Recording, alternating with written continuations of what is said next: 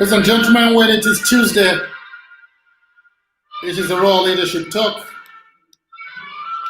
and we are glad to be here with you on the third week of the Mentorship series, today featuring Auditor Ngugi, who is a certified accountant and a financial auditor. Glad to be here. Where are you watching us from?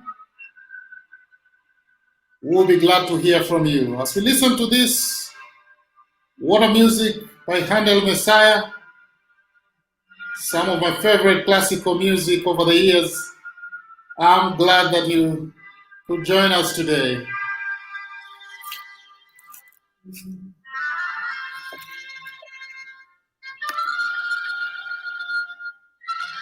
Where are you watching us from?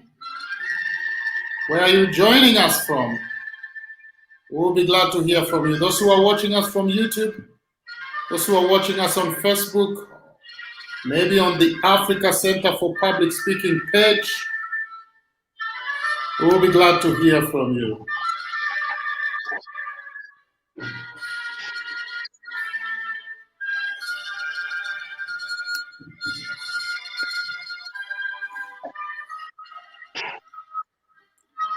In a moment, we will begin our discussion today. Thank you. Thank you for joining us. Kindly let us know where you're watching us from.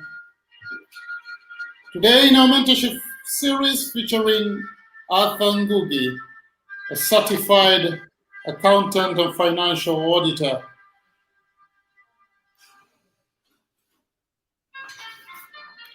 Thank you, thank you, thank you, thank you.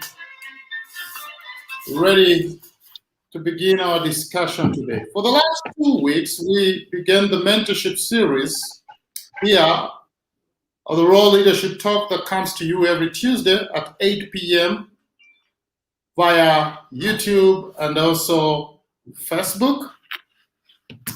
And today, the third week, and we're going to continue with the mentorship series for the whole of this month. We still have 2 more to go. And today is the third one. And we are featuring a special guest. That is Auditor Ngugi, who is a certified accountant and a financial audit. Auditor, maybe you may want to introduce yourself. You want to introduce yourself?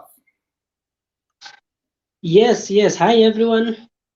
Trust you well this evening. As the speaker said today, my name is Auditor Ngugi, a practicing accountant and a certified internal auditor. So I'm happy to be in this discussion today as we chat more on this mentorship series. Thank you, Dan. Thank you very much, Auditor Brian Bolo. I can see you. You're saying actively watching. Auditor, how has your life journey been? Maybe you may want to tell our audience, how has your life journey been? Well, I think probably that question, Dan, I cannot answer it probably in one paragraph or in one word or in one sentence. I think I liken it like if today you are to drive from here to Mombasa, you see that journey could be a subject of so many other things. You might say I reached Mlolongo, I found there was a snarl, yes. There was a jam, I got a puncture. So basically, I don't think I can describe my life probably in one sentence, but I'll say ordinarily it has been full of up and downs, it has been full of good times and bad times. And so it has just been a journey as it is. Ordinary life in terms of there are bad days and there are also good days. But all in well, I've encouraged myself and I'm still looking positive towards a better future. Good to hear that. But then maybe you may want to dive more a bit into your career life. How has your career life journey been? How has your career life journey been? I think a lot of lessons, if I may say, in terms of things that probably you have to learn and things that you have to unlearn. And you remember, a career just like journey, it has to start from somewhere. And I remember those days that, and you see now, actually during our days, things like attachment or internship was not a requirement. So I must say I'm one of those people that I began my career that is now in the accountancy. You are very green just from the theoretical knowledge from college into a work environment. At least the system have changed nowadays. Maybe you go for internship and all that. So basically that was the starting point where you begin to do everything from scratch. Somebody begins to teach you. And I thank God for men and women who have played a great role in terms of shaping my career. And I think one of the biggest things probably in mentorship or in this journey is to work under somebody. To me, that was really a privilege, because that opportunity to work under somebody, to report to somebody, to get instructions from somebody has really shaped my future, probably 15 years down the line to where I am today. Ah, wonderful, wonderful. Working under somebody. I think I'm taking that home, that working under somebody has really shaped you to who you are today. Thank you, Dorothy, for tuning in. I can see you. Anne Ochola, Lisbon Kabue. Thank you very much for tuning in. It will be important for you to comment, give your views, even as we continue with this discussion today. Thank you very much, Arthur, for sharing that aspect. And I picked that aspect of working under somebody that has been very nice in shaping you and shaping your career. So then, what values have determined your career growth? What would you tell people? What kind of values have shaped your career growth over time? Well, I think values probably talk of honesty, integrity, being that desire to learn more. But I think probably to me, I'll say, apart from probably all what you say is described probably in chapter 6, I think to me, I'll say one of the things that have really taken so important in my life is to get that opportunity that in each and everybody whom I'm working under, there is something to learn from that person. I think that desire now to learn or to tap from the people probably who are ahead of you, or the people who have gone ahead of you, the people who are more experienced than you, I think that's quite an important virtue that I've learned to exercise in my life. That I'm not know-it-all, I'm not a master of all knowledge or monopoly of knowledge, but each and every time is an opportunity to learn something new. Because there are people who will always be ahead of you in whatever you are doing, in whatever area of expertise you are in. Yes. Yeah. And I think that's very, very wonderful. Say honesty, integrity, and the desire to learn. The desire to learn. Honesty, integrity, and the desire to learn. And I want to hope that our viewers are able to benefit from these particular lessons and this particular discussion that we are having today. Such a wonderful discussion on the life journey of Arthur Ngugi or Arthur Mugera. Thank you very much for sharing this nuggets. What is your advice to people who have taken your line of work? Today we have a lot of young people who aspire to become financial auditors, financial analysts, accountants. What would be your advice to people who have taken your line of work? Well, I think especially for those who are venturing into internal audit, because I think maybe let me just put a clear understanding. You see, right now in Kenya, internal audit largely works within the accountancy profession. Yes. So we are under the guidance of ISPAC, that is the Institute of Certified Public Accountants. Because unlike in other mature democracies, probably like the US, you find that internal audit is a profession on its own, because they have the Institute of Internal Auditors. So I think for those, probably let me just talk broadly into the accounting profession. One of the things is you really need to build your knowledge base, because it involves a lot of judgment. It involves a lot of decision making. So you really need to build your knowledge base. And sometimes you realize probably what you learn in school is not enough. And I think that's why I really emphasize in terms of tapping from the people who have probably seen more, who have experienced more, because there are some decisions go beyond probably what you've learned in books and all that. Number two, also you have to be very firm in decisions, especially this one is for those who are venturing into internal audit, because it involves a lot of report writing. It involves a lot of making personal judgment. Sometimes you are forced to compromise. I think probably for those who have been following, let's say, let me give an example of the Auditor General's report when he's presenting reports in Parliament. You find that sometimes people might push you to skew a certain report, maybe to favor them or to vindicate them. So it takes a lot of, you need really to be firm. And I think above it all, sometimes you have to go an extra mile of listening to what your heart is directing you to do, and not just what the external voices are directing you to do. What your heart is directing you to do, the inner voice, listening to the voice of conscience, even as you do the job. And I think this is a very, very important place, because most of the time we rely on our knowledge, yes? We rely on advices in being able to fulfill our duties at work. Maybe you can expound more, Arthur, on listening to the inner voice or your conscious voice in carrying out your responsibility, even in the professional world. Yes, I think, truly speaking, life is about influence.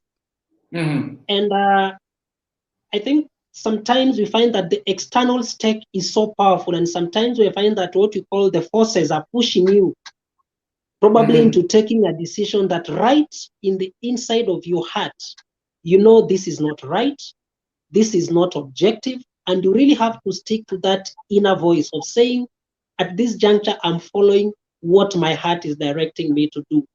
Sometimes in the professional, especially now in the audit profession, because sometimes audit entails investigation. You may find sometimes that is not easy.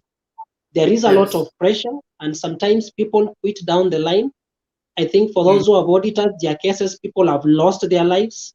So when I'm talking of that personal judgment, is that voice that is beyond reasonable doubt, that I'm standing with what is truth, and I'm standing with what is right.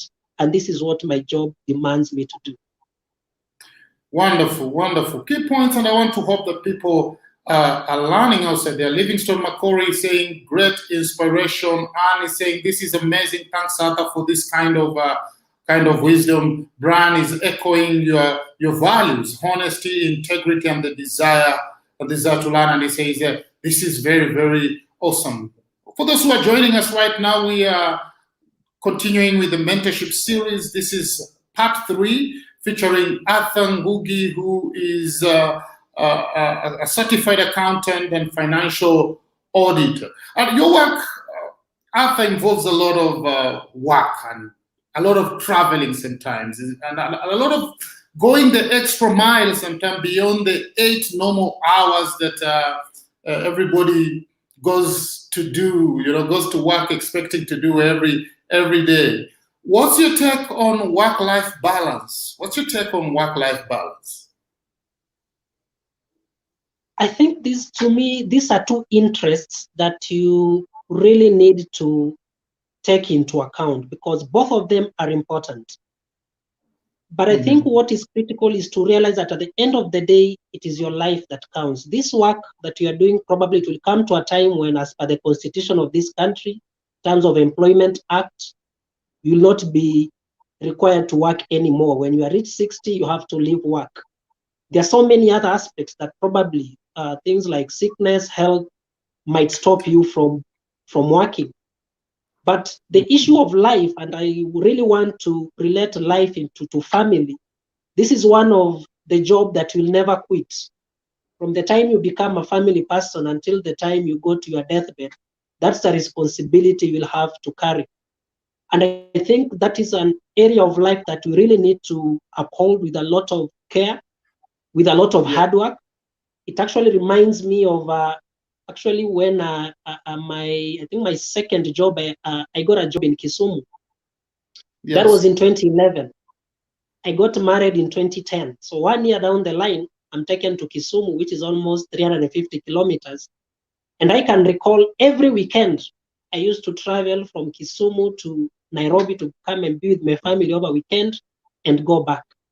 Let me tell you, it involved a lot of sacrifice, because that Monday you reach Kisumu, you go to work.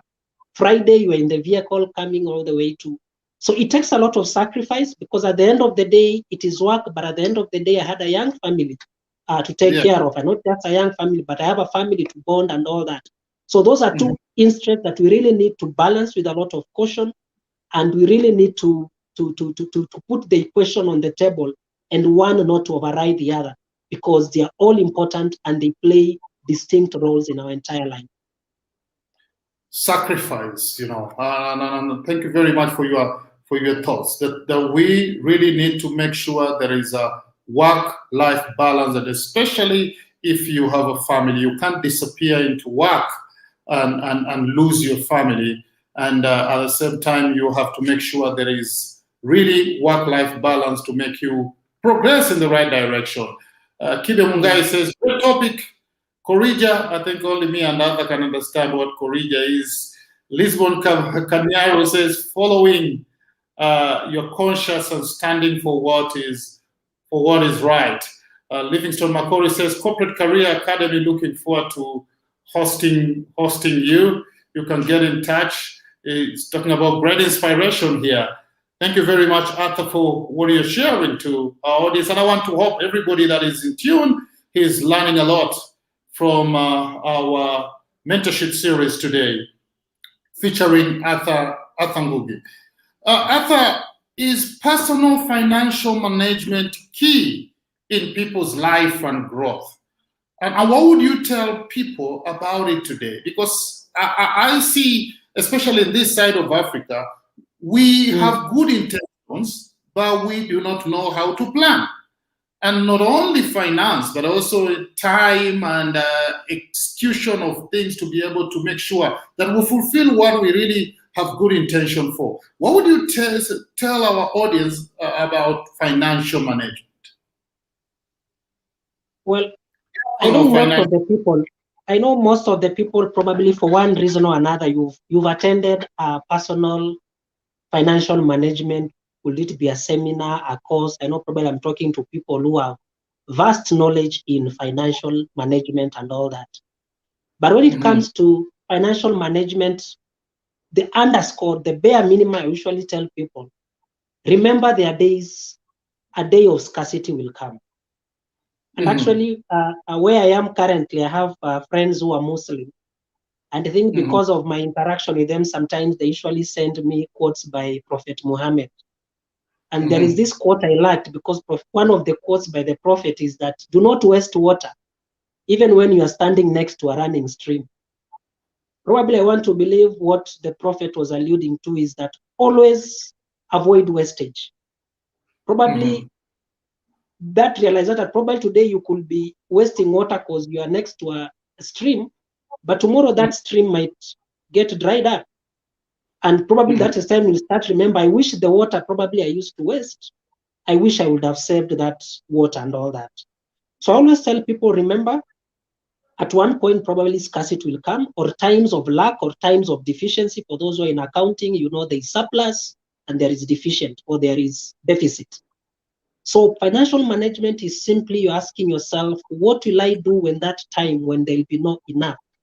Would I have saved enough the days of abundance? Would I have saved enough on the days when I had a surplus?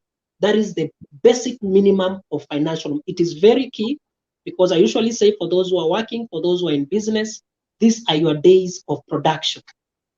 A time will come when you will not be productive, whether you like it or not. Because even if one day it will come, that body will not be able to wake up early in the morning to go and work. Could it be of age? Could it be the issue of health and all that? That is the time that you'll have to start utilizing the days when you had a surplus, the days when you could add an extra coin to save. That is basically what financial management is. So take care of what you are getting now, take care of what you are producing now, because when that time comes, whatever you are doing now will be your source of livelihood come then. So it's very critical at whichever level, just ensure that you manage your resources without wastage.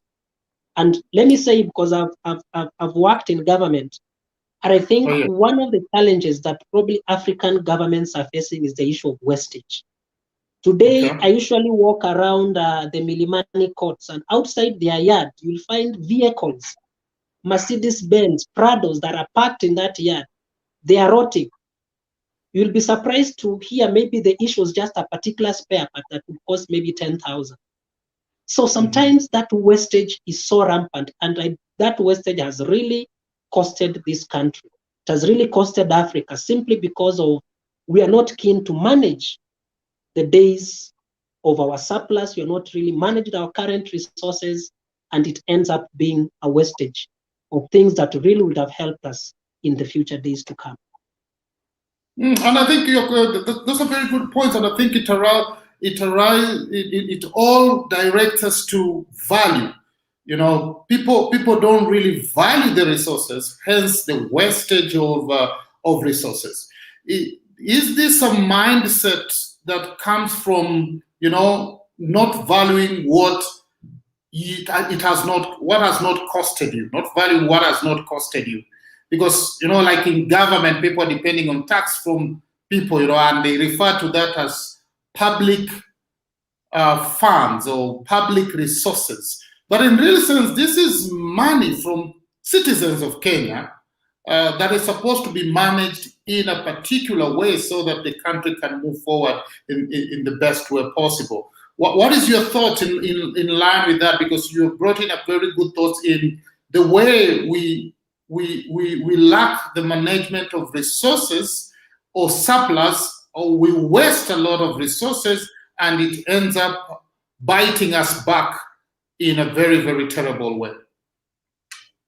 Yes, I would agree with you, Dan. Precisely, it's an issue of the mindset. I think it is that mindset that at the end of the day, this is not my money, these are public utilities. I can assure you, Dan, today, a lot of public officers, the day they will leave office, if they want to travel, they'll never travel in first class.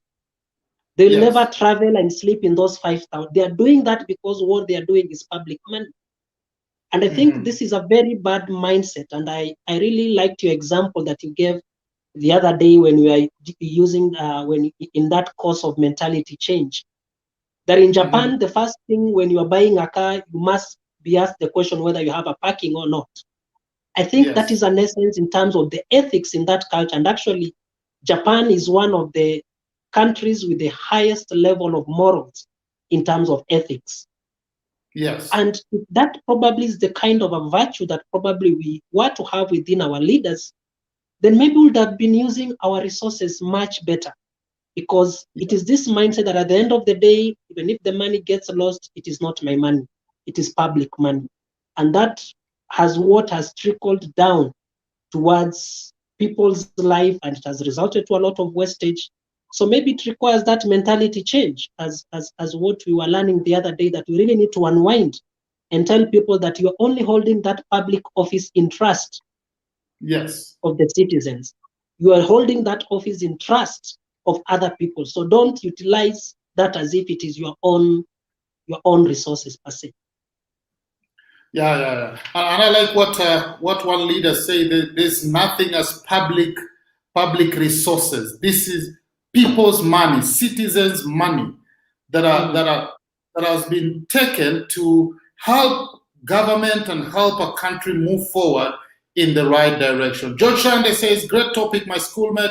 Lisbon says, taking care of what you are producing now for the future. But Arthur, maybe we need to hear from you. What challenges do you encounter in your line of duty, and how do you overcome them? Because I know there are a lot of challenges, man, in your auditing duties. What challenges do you encounter? How do you overcome them? I think from the first experience I gave, I was telling you one of the virtues in terms of integrity and honesty. Sometimes, especially in this career, that is what is being tested. I remember when I got my first job and I was working as a junior accountant. Let me not mention the organization. It came to a time when because of that job rotation, I was in charge of facilitating suppliers. And at that particular time, I think it was around 2006 or 2007 there. This supplier came and gave me 1,000 shilling. And let me tell you, 1,000 shilling in 2006 was a lot of money. The purchasing power then was a lot. And he told me, I want you to fast track something. But I told him one thing, this is what I'm being paid for to do. My work is to facilitate you as a supplier to be paid. So you don't need to give me anything extra, because if I do this, then my conscience will not be clear, because actually this is a bribe and you're actually bribing me to do what I'm supposed to do. So I told him, I just stay with your money, but I can promise you, you will be paid within the 30 days, because that is the company policy. And I was able to facilitate that, plus any other supplier who was within the 30 days period. So the biggest test as a profession, I mean, not just in accounting, but any profession, is to uphold those ethics. Because I say there are a lot of forces. It could be a lawyer, and there is somebody probably is pushing you to do something that contradicts the ethics of the lawyers. You could be an engineer, and here maybe is a road that is not up to the standard. And actually, I think that is the major problem. Today, most of these roads, in as much as you are complaining of potholes, there's an engineer who certified that road. An engineer probably who went to a university, got a degree in terms of the threshold, let's say, a highway should meet. But these are the people who compromise that, and they get their cuts, and they certify roads that have not been built to their standards. So that I can say it is, the major thing is to uphold that integrity. Sometimes I usually say that inner voice that tells you, I need to do the right thing. Unfortunately, there is no school you'll go to be taught integrity. Integrity is a personal decision. Integrity is something you have to keep in your heart and to defend dearly, because nobody will teach you to be a person of integrity. So basically, to me, that is the major challenge, Dan. Wonderful, wonderful, wonderful. And thank you very much for sharing your heart out on how you overcome these particular challenges. And I know your words echoed with this quote that there are no really business ethics, family ethics, career ethics. Ethics are ethics. You either have them or you don't have them. When you have them, they will help you in whatever area you are in or in whatever you are doing. I thought now I would want to give you, as we come to the end of this discussion, 3 minutes to just take it away. Take it away, share your thoughts, inspire people, even as we conclude this show today. Well, I think probably to go back to your first question, Dan, in terms of the journey of life, and maybe just to say probably one of the things we need to handle in this life is disappointments, because in this journey of life, you will encounter disappointment. And let me give a real life story. In 2019, I was to graduate with my MBA in 2019, December. That is the same year that I was to take my wife to India for some treatment. So I made sure I completed the project. I finished everything. I went to the University of Nairobi. I cleared everything. The only thing that I did not pay for was the graduation gown, because I knew very well that Friday I'll not be in that graduation. I'll already have traveled. Now we were to travel on Friday. Now on Thursday morning, on Wednesday morning, I get a call from my supervisor in Kisumu that my name has been removed from the graduation list because there was a technicality in terms of my project. University of Nairobi, they have a system called Turn It In, which tests the level of plagiarism, whether you plagiarize somebody's work. So that was the issue, and I was told, now your name have been removed out. Remember, this was on a Wednesday, so I only have Thursday, because Friday we were to travel that Thursday evening. I was really disappointed because there was no time, whichever the way, there was no time to go and sort that technicality. So at that particular time, I just decided, let me handle what is more important that particular time.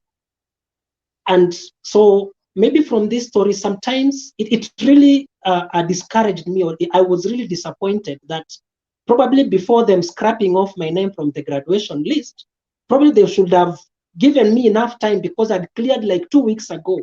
Why should they call me the 11th hour to tell me that they've removed my name even without consulting me? But I said, fine, that is a topic of another day, and I proceeded with what was more important then. So it took me another whole year, because now I had to graduate in 2020, that is in September. Actually, when I followed up, it was their own system which had an issue. My project was perfect. It was purely my work and everything. And probably in this journey, what I can say, we really need to handle disappointments well, so that those disappointments don't become a breaking point, because sometimes people break when disappointment comes. That disappointment could be a child whom probably you had a lot of expectation. All of a sudden, things did not go the way you expect. So be firm, be sober when such moments come. Handle what is important. And that is a principle that I realized, that in life, disappointment will come, and you just have to handle them the way they are. I don't know if my 3 minutes are done. Thank you very much. Handle disappointment as they come. Don't allow them to break you. That is our parting shot today from Ngugi, a certified accountant, financial auditor, sharing his life journey and key points that could be very, very wonderful takeaways for you. And I believe you have learned something. And as far as life is concerned, make sure you don't allow disappointment to break you. This has been the Raw Leadership Talk. If you want to get in touch with us, the details that are passing on your screen, you can reach us, and anytime we'll be ready to help you. Until next Tuesday, ladies and gentlemen, it's been the Raw Leadership Talk. May God bless you. God bless you. Be blessed too.